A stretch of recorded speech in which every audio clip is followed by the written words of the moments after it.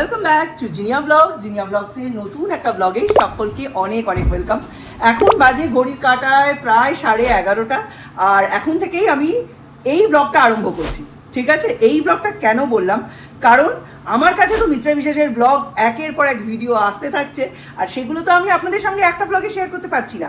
সেই কারণে ওনাদের লাইফের আজকের দিনের কিছু পার্ট এবং আমার লাইফের আজকের দিনের কিছু পার্ট মিলিয়ে মিলিয়ে আমি এক একটা করে ব্লগ বানাচ্ছি। তাই একই ড্রেসে আপনারা আমার 3-4টে ব্লগে দেখছেন, কিচ্ছু করার নেই। এখন প্রায় 11:30 বাজে, আর এখন আমি 20 ঘন্টা ওয়াটার ফাস্ট কমপ্লিট করে ফেলেছি, আর বাকি 4 ঘন্টা সম্ভবত এই ব্লগেই আপনাদের সঙ্গে আমি বাকি 4 ঘন্টাও শেয়ার করতে পারবো। ওরা অলরেডি পরীক্ষা দিতে বেরিয়ে গেছে, যেটা আপনারা দেখবেন সামনেই। চলুন ওদের লাইফে কি হচ্ছে একটু উকি মেরে আসি। Good morning. আমরা সকালবেলায় আমাদের প্রথম রাঁচির সকাল, আমরা উঠে পড়েছি। হ্যাঁ, এখন একটু চাটা খেতে যাবো, নিচে যাবো চাটা খেতে, দেখি কি চা পাওয়া যায়। চা একটু ব্রেকফাস্ট করতে হবে। হ্যাঁ, মানে এখানে এই হোটেল সার্ভিসে কোনো ফুডিংয়ের কোনো ব্যবস্থা নেই, যেটা আমরা পেয়েছি। ফুডিংটা বন্ধ রেখেছে ওরা, যা করেছে। তো বাইরে একটু খুঁজতে হবে আমাদের, পেয়ে যাবো। সামনেই তো মার্কেট। ঘরের টেম্পারেচার তো মোটামুটি ঠিকই আছে, এখন এসি দরকার হচ্ছে না, এসি বন্ধ করে দিয়েছি। জানি না, কালকে রাতেও ইভেন বেশিক্ষণ চালাইনি আমরা। ওয়েদার মোটামুটি ভালো ঠান্ডা আছে। হ্যাঁ, ঠান্ডা। আমাদের কলকাতার থেকে বেশি ঠান্ডা। কলকাতাতে এখানে ঠান্ডা বেশি আছে, মানে গরম কম, ঠান্ডা বেশি না অ্যাকচুয়ালি। চলো আমরা একটু নিচে যাই এবার। সকাল সকাল আমরা যাচ্ছি নিচে। আমরা যে হোটেলটা আছি তার দিনের বেলায় ভিউ, এই যে শ্রীকৃষ্ণা রেসিডেন্সি।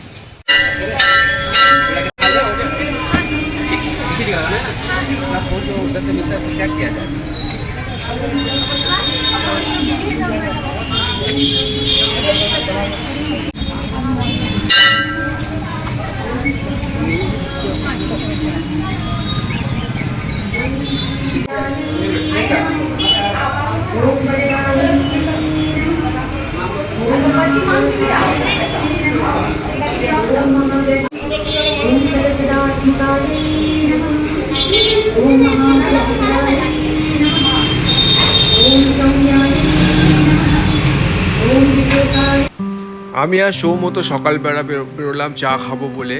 তো দেখলাম এখানে প্রচুর মন্দির রয়েছে, বেশ সুন্দর সুন্দর মন্দির। এটা একটা বজরংবলী মন্দির, খুব সুন্দর, প্রচুর লোকের সমাগম হয়, সুন্দর। এখানে গান বাজছে, পুজো হচ্ছে, ভক্তিমূলক গান বাজছে, খুব ভালো লেগেছে আমাদের। আমরা দুজনে মানে ঘুরে ওখানে মন্দিরের মধ্যে ঢুকলাম, ঢুকে দেখলাম বজরংবলীর দর্শন করলাম। এই দেখো সৌম্য এখানে তো দর্শন করছে, পিছন পিছন আমি ক্যামেরা ধরে আছি, কেননা জিনিয়ার কড়া ইনস্ট্রাকশান ছিল, যা ওখানে তোমরা করবে সব ক্যাপচার করবে আর আমাকে হোয়াটসঅ্যাপে ইমিডিয়েট পাঠাবে।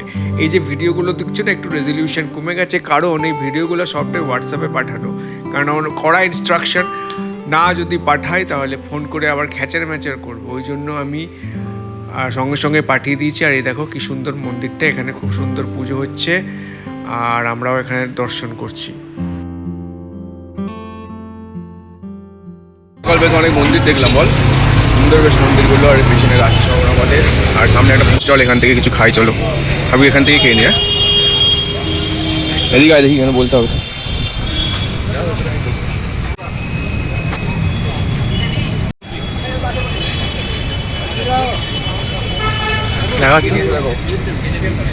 কচুরি, সবজি আর মিঠাই।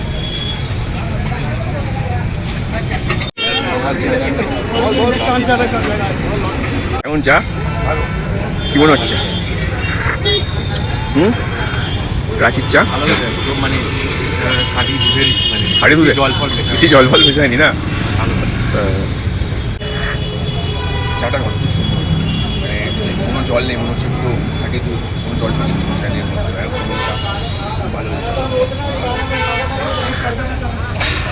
এই যে মোটামুটি রাঁচি শহরটা এরকম দেখেছো, আমি ফার্স্ট টাইম এলাম যদিও। এটা আমার কাছে একটা নতুন অভিজ্ঞতা, ভালোই না, ছোটোখাটো একটা শহর যেমন হয়, কিন্তু প্রচণ্ড ট্রাফিক। কোথা দিয়ে যে গাড়ি আসছে মাঝে মাঝে বুঝতে পারছি না, প্রচুর ট্রাফিক। আমরা এখানে চার কী খেলাম, পুরি পুরি পুরি, হ্যাঁ ইট ইজ পুরি। এবারে আমরা হোটেলে যাবো, তারপর আমরা বেরোবো পরীক্ষার জন্য। আচ্ছা, তো খাচ্ছি না, দুধ তুলতেই ভুলে গেছি, জানেন কি অবস্থা বলুন তো, 10টা বাজে। তাড়াতাড়ি জ্বালিয়ে নিতে হবে। কালকেরটা মিস্টার বিশ্বাস তুলে দিয়ে গেছিলেন। যেহেতু ফার্স্ট ব্রেক করব, তার কিছু কিছু খাবার এখানে গুছিয়ে রাখছি, একটু পরে আমি ঢাকা দিয়ে দেবো। আমি বাজারে যাওয়ার আগে আপনাদের দেখিয়ে দিই, এখানে কিছু আমন্ড আছে। প্রথমে আমন্ডটা খাবো না, প্রথমে ফার্স্টটা ব্রেক করব এই এসিভি আর চিয়া সিড ওয়াটারটা দিয়ে, আর এটার মধ্যে 1 চিমটে সন্দক নুন দিয়ে দেবো, দিয়ে এটা দিয়ে ফার্স্ট ব্রেক করব। তারপর খাবো নাটস, আর তারপর ফ্রুটস দিয়ে আগে শুরু করব। তবে ভেজিটেবল স্যালাডের সঙ্গে মানে আমি দই খাবো, সেই দইটাও এখন বের করে রেখেছি। দিন চা কফি তো বাদই, বিশ্বাস করুন আমি ঠান্ডা জলও খাইনি। এখানে ডিম সেদ্ধ হতে দিয়েছি, টেম্পারেচারটা একটু কমিয়ে দিয়ে আমি যাব বাজারে, যাতে আমি আসা অবধি এটার কোনো সমস্যা না হয়। বাজার যেতেই হবে, 500 গাজর আনতে হবে, কিন্তু আজকে এইটাতে আমার হয়ে যাবে, মানে এখানে যা আছে এই দুটোতে তো হয়ে যাবেই।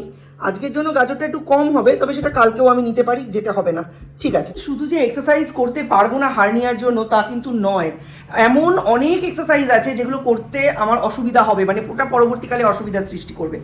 আমি হয়তো জিম এক্সারসাইজ করতে পারবো না, তবে আম্বিলিকাল হার্নিয়ায় ইউজুয়ালি কার্ডিও, যোগা এইসবের মধ্যেও বেশ কিছু এক্সারসাইজ আছে যেগুলো করা যায় না, যেরকম হচ্ছে মাউন্টেন ক্লাইম্বার করা যায় না, বিভিন্ন রকম যেগুলো কোর স্টিফ করে এরকম প্রাণায়াম করা যায় না, কোনো রকম জাম্পিং বা জুম্বা করা যায় না, জাম্প স্কোয়াড বা বারপিস করা যায় না।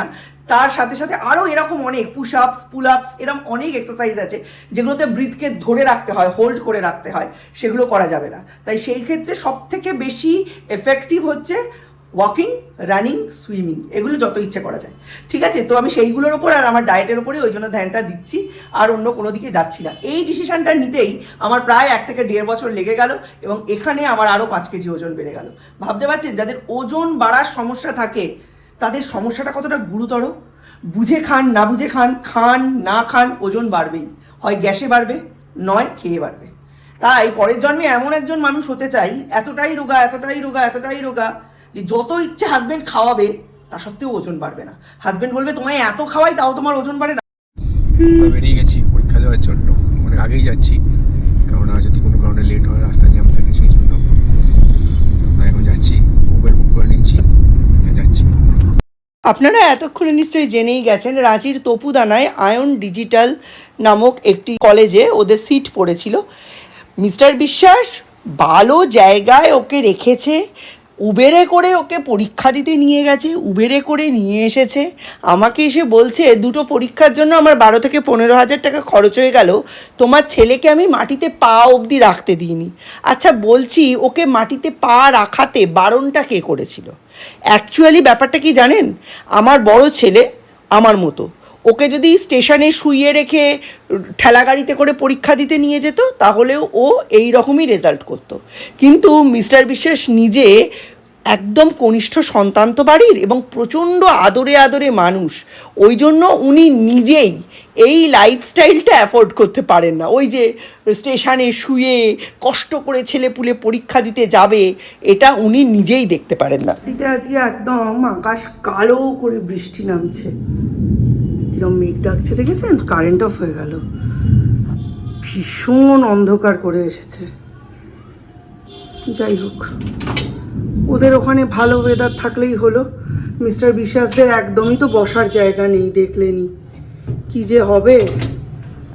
আর এই হচ্ছে বাইরের অ্যাটমসফিয়ার, সমস্ত গার্জিয়ানসরা এখানে গাছের নিচে ওয়েট করছে, যদিও মিস্টার বিশ্বাস এই কলেজটা থেকে একটু এগিয়ে একটা খোলা মাঠের মধ্যে গাছের তলায় বসেছিলেন, আশা করি আপনারা সবাই শর্টসে সেটা দেখেছেন। আর এই পরীক্ষার কোয়েশ্চেন পেপার বাবারে বাবা এতটা এতটা এতটা হয়েছে যে ছেলেপুলে 1 ঘন্টার মধ্যে পরীক্ষা ছেড়ে বাইরে বেরিয়ে চলে গেছে। দীপ ভীষণ ভালো বায়োলজিতে, সে পর্যন্ত বলছে মা কোন চ্যাপ্টার থেকে কোয়েশ্চেন এসছে সেটা পর্যন্ত বুঝতে পারছি না। ফিজিক্স কেমিস্ট্রির কথা তো বাদ দাও, ম্যাথ আমি পুরো ছেড়ে দিয়েছি। ফিজিক্স কেমিস্ট্রিতে হার্ডলি 3টে থেকে 5টা কোয়েশ্চেন আমি অ্যাটেম্প করতে পেরেছি, আর বায়োলজিতে 15টার মধ্যে, মানে প্রত্যেকটা সাবজেক্টেই 15টা করে, 15টার মধ্যে অ্যাটেম্প করেছি মাত্র 9টা। মানে এমনই হয়তো শক্ত হয়েছে যে মোটামুটি 3:30 নাগাদই বেরিয়ে যাচ্ছে। জানি না এখন কি পরীক্ষা দিচ্ছে, সেরকম দেখা যাক। মানে কোশ্চেন অনেক টাফ হয়েছে। এই পরীক্ষাটার অ্যাডমিট কার্ড সবার আগে এসেছে, এবং এটা এতটা টাফ হয়, এদিকে সিট পড়েছে এত দূরে, এই দেখেই আমরা সিদ্ধান্ত নিয়েছিলাম যে রাঁচিতে অ্যাটলিস্ট আমরা যাব না, অন্তত নেক্সটের জন্য। কিন্তু পরপর দুটো পরীক্ষা পড়ে যাওয়াতে আমরা আসার সিদ্ধান্ত নিই। হয়েছে বেশ মোটামুটি হয়েছে, মানে অনেক কোয়েশ্চেনই অ্যাজ ইউজুয়াল যেরকম ছিল পারিনি, মানে যেটা ইউনিভার্সিটিতে হয় প্রচণ্ড হাই লেভেল কোয়েশ্চেন্স হয়নি তো, মানে অনেকে তো দেখছি 3:30 বেরিয়ে গেছে, অনেক লোক বেরিয়ে গেছে। 3:30-র সময় বেরিয়ে গেছে, 3:30, 3টে, 4টে এরকম নাগাদে বেরিয়ে গেছে। বাইরে বৃষ্টি নেমেছে, আমরা এবার যাচ্ছি হোটেলে।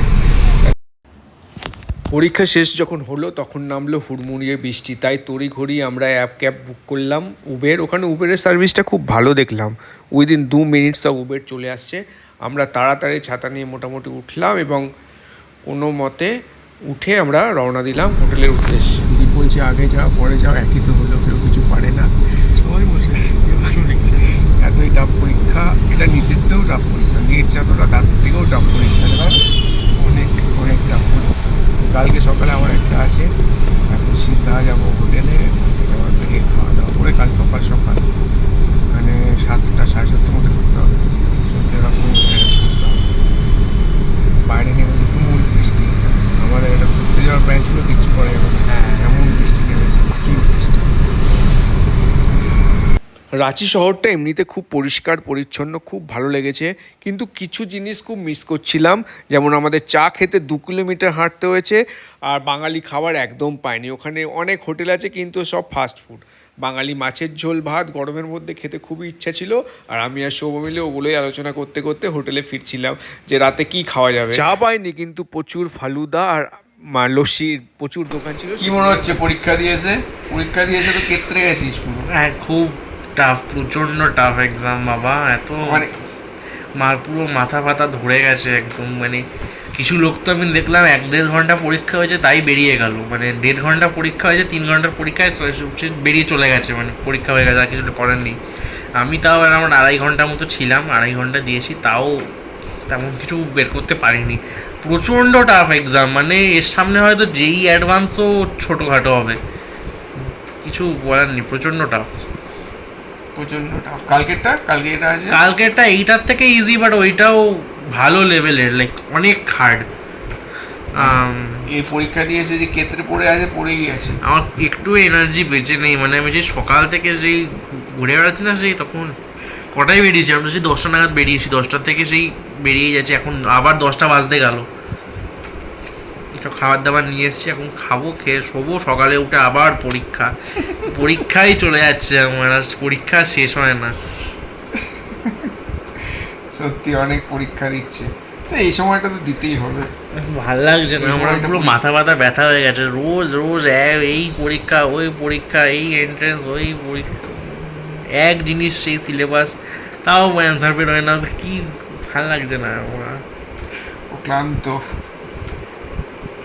কালকের পরীক্ষা হয়ে যাওয়ার পরে আবার 21 তারিখে আবার নিট দিতে হবে। নিটটা শেষ হয়ে গেছিলো, বুঝলি, একটা মাথায় চাপ কমে যেত আমার, আর একটা পরীক্ষা দিলে শেষ হয়ে যেত, আবার একটা মাথায় চাপ ধরিয়ে রেখে দিয়েছে।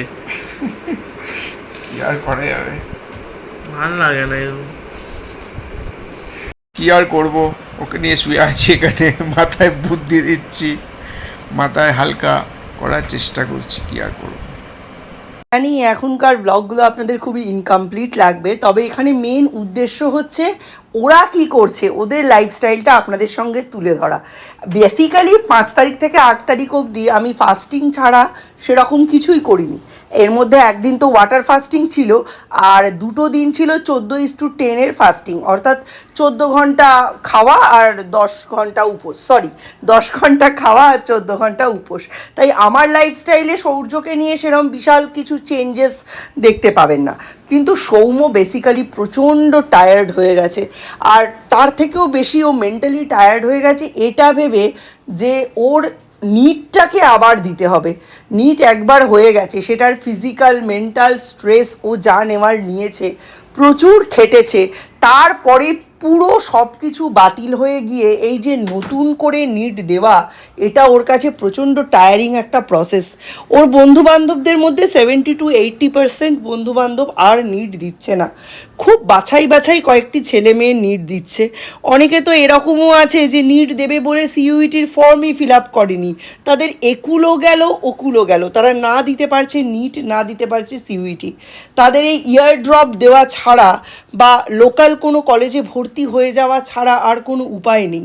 হয়তো পরের বছর আবার সিইউইটি দেবে বা পরের বছর আরও ভালো করে প্রিপারেশন নিয়ে নিট দেবে। গভর্নমেন্টের সত্যি ভেবে নেওয়া উচিত এবার যে এই কোয়েশ্চেন পেপারগুলো যেন আর ফাঁস না হয়। আর একদম কাছাকাছি যাদের নাম্বার দেখে মোটামুটি বোঝা যায় যে এদের সাথে কোনো সম্পর্ক থাকতে পারে না, যারা কোয়েশ্চেন পেপার লিক করে বা যারা টাকা দিয়ে কোয়েশ্চেন পেপার কেনে, তাদের ব্যবস্থাটা একটু অন্যভাবে করা উচিত। আচ্ছা, আগের যে কয়বার কোয়েশ্চেন পেপার লিক হয়েছিল তার কোনো আপডেট কি গভর্নমেন্টের কাছ থেকে আপনারা পেয়েছেন? বা সেই যে ডাক্তারদের নামগুলো উঠে এলো তাদের রেজিস্ট্রেশন কি বাতিল করা হয়েছিল, নাকি শুধুই একটা গিমিক যে হ্যাঁ কোয়েশ্চেন লিক হয়েছে আবার পরীক্ষা হবে? ছেলেমেয়েদের ভবিষ্যৎ, ছেলেমেয়েদের মেন্টাল স্ট্রেংথ, তাদের ফিজিক্যাল যে স্ট্রেংথ, এগুলো কি এতটাই ফেলনা? গভর্নমেন্ট কি এই ব্যাপারগুলো একবারও চিন্তা ভাবনা করছে না? আর এবারে তো শুনছি হেলিকপ্টারে করে বা এয়ারফোর্সের হেল্প নিয়ে নিটের কোয়েশ্চেন পেপার আসছে। আচ্ছা, ব্যাপারটা কি খেলা হচ্ছে? বাচ্চাদের ওপর দুর্দান্ত অসহ্য কিছু সিকিউরিটি চেকস হয় যেন তারা এক একটা টেরোরিস্ট। এদিকে নিজেরাই কোয়েশ্চেন পেপারেরা সামলে রাখতে পারে না।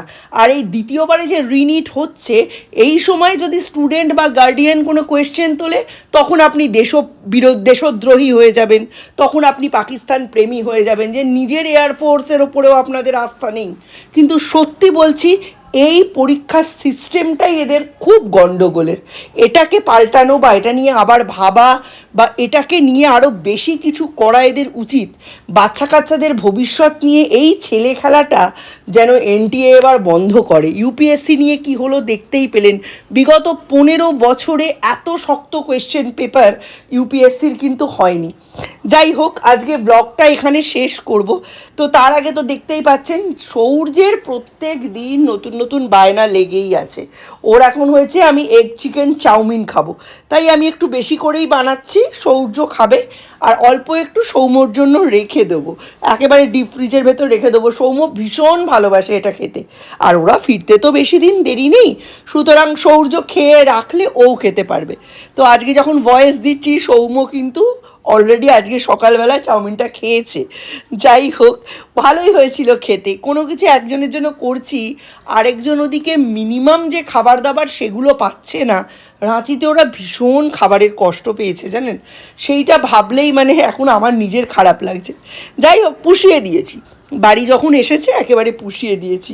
এই দেখুন সস টস দিয়ে ভালো করে বানাচ্ছি। আর এখন সৌম্য তো আবার শুরু করে দিয়েছে ওর পড়াশুনো। সামনেই 21 তারিখ ওর নিট, এবারে সিট পড়েছে ওদের, আর চাকদা যেতে হবে না, সিট পড়েছে কল্যাণীতে। ঘরের কাছেই পড়েছে, আর কল্যাণীতে প্রচুর বসার জায়গা আছে, সুতরাং কল্যাণীতেই ও পরীক্ষাটা দিতে যাবে। আস্তে আস্তে সবই দেখতে পাবেন যে কিভাবে চলছে। আমাদের কাছেও পরিষ্কার নয় যে কি করব আর কি হবে, আপনাদের আর কি বলবো বলুন। Tata, bye bye, good night.